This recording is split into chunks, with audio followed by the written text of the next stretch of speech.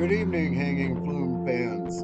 I am pleased to have had an opportunity to get down the Y11 River Road out of Uravan, Colorado, off of the Colorado Highway 141, and travel back about three and a half miles back to an area that was used as a reconstruction site and a tribute to a landmark feature here known as the Hanging Flume. The Hanging Flume was 9 miles long.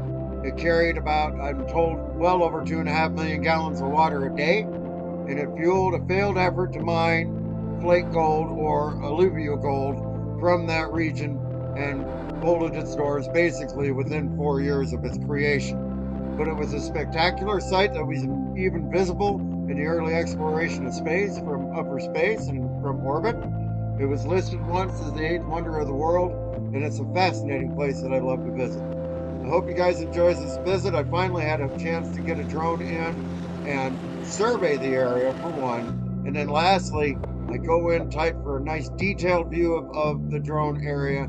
I hope you enjoy this. So please stand by and as I'm talking and enjoy the flight. Thanks. Peace.